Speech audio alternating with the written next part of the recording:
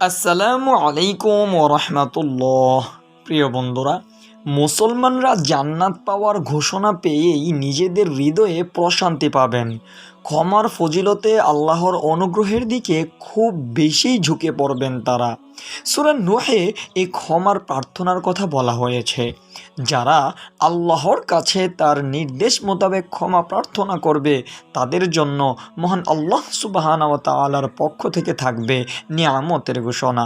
মহান আল্লাহ সুবহানাহু ওয়া তাআলা বলেন, ফাকুলতুস্তাগফিরু রাব্বাকুম ইন্নাহু কানা গফফারা ইউরসিলিস সামাআ আলাইকুম মিদরারা ওয়া ইউমদিদকুম বিআমওয়ালি ওয়া বানিনা ওয়ায়াজআল লাকুম জান্নাতি ওয়ায়াজআল লাকুম আনহারা।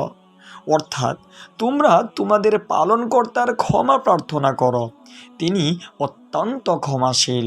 তিনি তোমাদের উপর অজস্র বৃষ্টি ধারা ছেড়ে দিবেন ইনশাআল্লাহ। তোমাদের ধন সম্পদ ও সন্তান সন্ততি বাড়িয়ে দিবেন।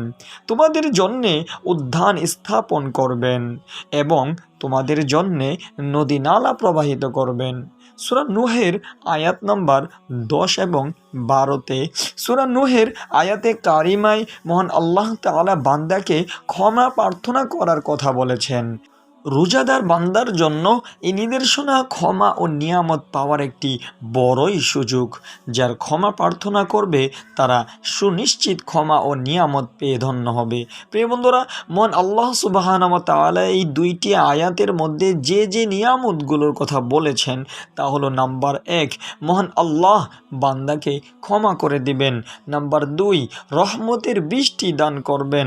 নাম্বার 3, যারা সন্তানহীন তাদেরকে সন্তান সন্ততি দান করবেন। নাম্বার 4, যাদের সহায় সম্বল নেই তাদের ধন সম্পদ দান করবেন। নাম্বার 5, সবুজ উদ্যান দান করবেন। নাম্বার 6, উপকারী নদ নদীও দান করবেন। ক্ষমা প্রার্থনায় মানুষের জন্য এর চেয়ে বড় নিয়ামত ও সুসংবাদ আর কি হতে পারে। এই সবই বান্দার জন্য মহান আল্লাহ প্রভুর একান্ত অনুগ্রহ। প্রিয় বন্ধুরা, এই সূরা নূহের এই আমলটি কিভাবে আমরা করব? এই আমলটি আমরা করব এভাবে, তাহাজ্জুদ নামাজের পর সূরা নূহ আমরা সুন্দরভাবে সহিশুদ্ধভাবে একমাত্র খালিস নিয়তে আল্লাহকে রাজি খুশি করার উদ্দেশ্যে তেলাওয়াত করব। মহান আল্লাহ সুবহানাহু ওয়া তাআলা আমার অজান্তেই আমার মনের নেক বাসনাগুলো পূরণ করে দিবেন ইনশাআল্লাহ। তাই প্রত্যেকেই চেষ্টা রাখবেন তাহাজ্জুদ নামাজের পর, মনে রাখবেন তাহাজ্জুদ নামাজের পর, রাত্রির বেলা তাহাজ্জুদ নামাজের পর আপনি সেজদারত অবস্থায় আল্লাহর কাছে দোয়া করবেন এবং তারপর আপনি কুরআনুল কারীমের এই সূরা নূহ তেলাওয়াত করবেন এবং আল্লাহর কাছে দোয়া করবেন। আল্লাহ রাব্বুল আলামিন আপনাকে তো এই 6টি নিয়ামত দান করবেনই এবং আপনার দিলের নেক মাকসাদগুলো পূরণ করে দিবেন। এটা এত পাওয়ার, তাই সকলেই আমল করার চেষ্টা রাখবেন ইনশাআল্লাহ। আসসালামু আলাইকুম ওয়া রাহমাতুল্লাহি ওয়া বারাকাতুহু।